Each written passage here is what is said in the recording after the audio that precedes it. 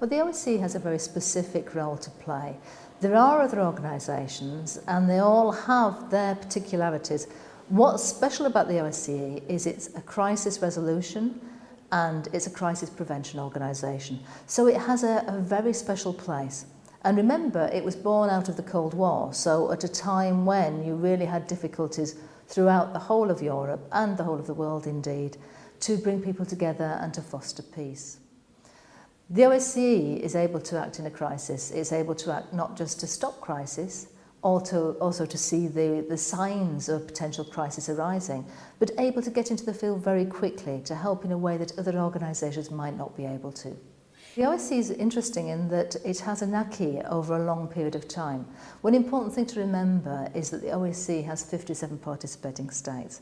And of course, those participating states include the United States, it includes the European Union, Ukraine and Russia. And no decisions can be made, nothing can go forward unless all of them agree together. Now, in this specific situation, you have, of course, the decisions that have been made over many years. And those include decisions on political and military affairs. Most important, of course, in keeping the peace in Europe, because usually it's when one country feels nervous about another country's exercises, military exercises, that these sort of tensions can grow. So for a while now, the OSCE has had a set of mechanisms, which we call the Vienna document, by which these things can be regulated, by which one country can go and ask to see and observe another country. So in this sense, there's been the military observations. We've had different groups of military going out. They're usually headed by one country, and it's done under this set of rules. So at the time when we had those military people taken, that was being headed by Germany.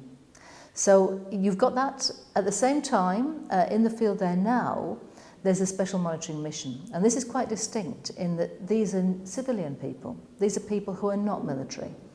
And that particular mission was set up by a decision of the 57 states, which was taken on the 21st of March. So it's got the agreement of everybody. And they're in 10 different regions, and you will have heard about them recently because of the observers who were taken. Fortunately, we've now got them back. Those were taken in Donetsk and Luhansk, but they're now back safe and sound.